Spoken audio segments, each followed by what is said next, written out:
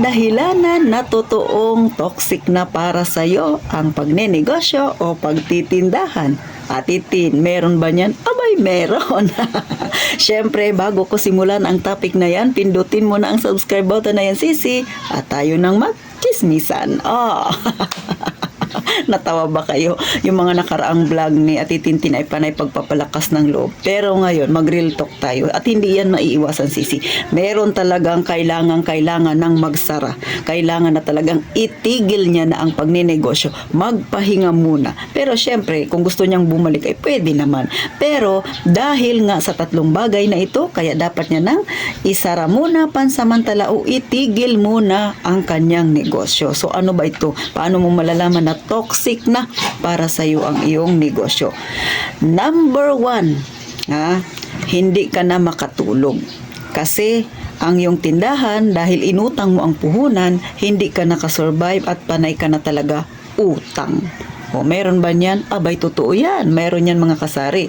At siguro, sa mga iilang nanonood kay Titintin, may kakilala kayo na ganyan. Nung nagpasimula ng negosyo. O kung hindi man kakilala, baka ikaw mismo, sisi. Baka ganyan na ang kalagayan mo. Bakit? Dapat mo nang tigilan. Kasi hindi na maganda ang lagay ng kalusugan mo. Hindi ka makatulog na maganda. Panay ka isip ng isip. Nangangalumata ka na. Panay na konsumisyon. Imbis na maging masaya ka sa iyong negosyo. Bakit nagkaganon? Panay na utang. Hindi mo na kayang bayaran ang mga bills mo. Ang mga due mo na dumarating. Lalo na nga, sabi ko pa, kung yang puhunan mo ay inutang mo. O buwan-buwan may binabayaran kang interest. Maliban sa interest, dapat magbawas ka rin sa puhunan. O, kapag ganyan, hindi ka na nakakatulog, abay, pansamantala mo nang munang itigil yan. Kasi nga, mahirap na kung ang kalusugan mo ang isasakripisyo mo. So, number 2, na toxic na talaga sa iyo ang pagninegosyo. Hindi ko maisip mga kasari na darating ako sa punto ng ganyan. Pero sana, huwag naman. Number 2, wala nang laman ang tindahan mo. Aalog-alog na. O hindi mo na kayang gumawa ng paraan o humanap pa ng paraan para magkalaman siya ulit.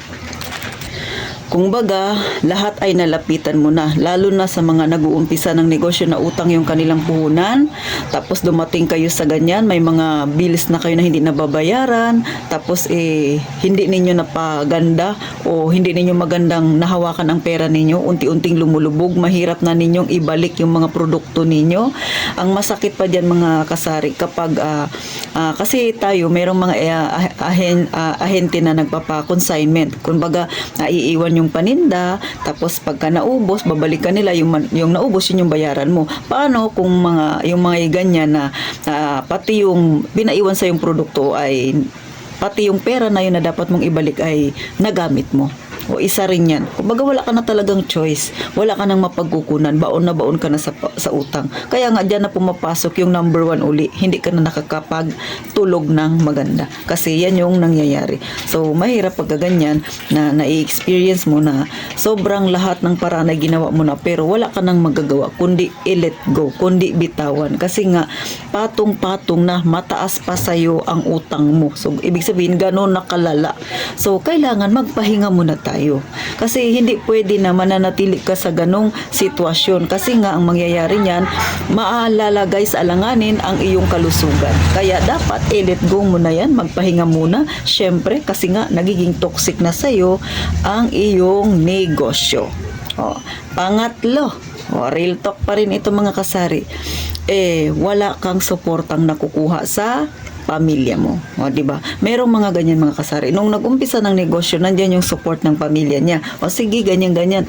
Tapos nagpaalam ka, pwede ba akong umutang kasi gusto kong pasimulan ng negosyo? Oo yung iyong pamilya.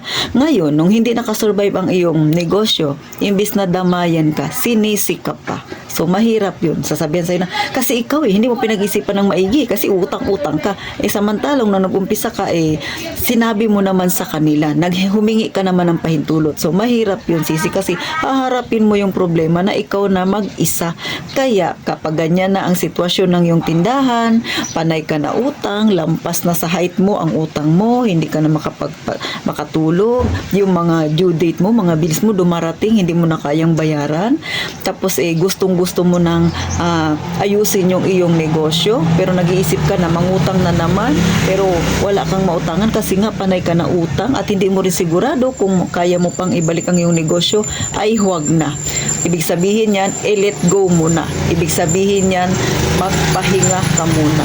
Sa pagninegosyo mga kasari, hindi maiwasan na dumarating tayo sa ganyan. Sa totoo lang si Ate Tintin, muntik-muntik ko na rin niyang maranasan mga kasari. Pero nasa punto na ako ng 50-50. So, itong laman ng tindahan ko, halos nangalahati talaga. Pero kahit papano, nakabuti naman yung aking ginawa. Yun yung maganda kapag meron kang sariling pera. Sariling pera mo yung pinampunan mo, hindi ka nangutang. Kasi kung dumating ka sa ganong sitwasyon, wala kang aalalahaning bayarin. At syempre pa, kung may naitatabi ka, pwede mo ulit gamitin yun para magpasimula ka, gaya nga ng nangyari sa akin na may naitabi akong mga alahas, sinanla ko. So yun ang ginamit ko muli para makabangon ng aking tindahan. So sana sa mga nanonood dyan, huwag ninyong maranasan ito kasi napakasakit kapag nag-umpisa ka ng negosyo tapos asang-asa ka na mapapalago mo, pero ang hantungan ay pagsasara. O di ba? Wala namang nagtayo ng negosyo na ang pinangarap niya magsara ang kanyang tindahan o ang kanyang negosyo. Lahat tayo pumasok sa ganitong sitwasyon na gusto natin mapabuti ang ating kalagayan ng ating negosyo.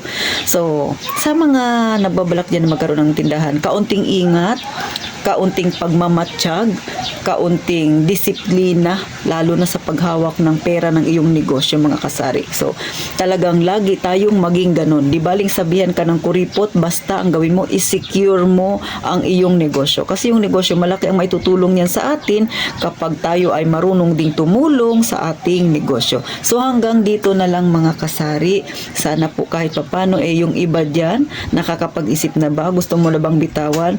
Pues, itong sinyalis na ito, kung sa tingin ninyo, yan na yung kinahantungan ninyo, let go nyo na. Kasi, mas mahirap kung kalusugan ninyo yung ilalagay ninyo sa alanganin. So, mga kasari ha, laging tandaan na kapag nagnegosyo tayo, para tayong nagsusugal.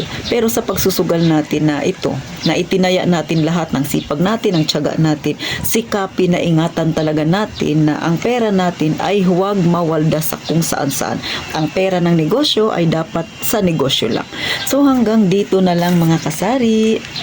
At syempre pa, wag mo nang kalimutan si Ate Tintin, mag-subscribe ka na at gaya nga ng palagi kong sinasabi, mag-iingat tayong lahat palagi, mga kasari.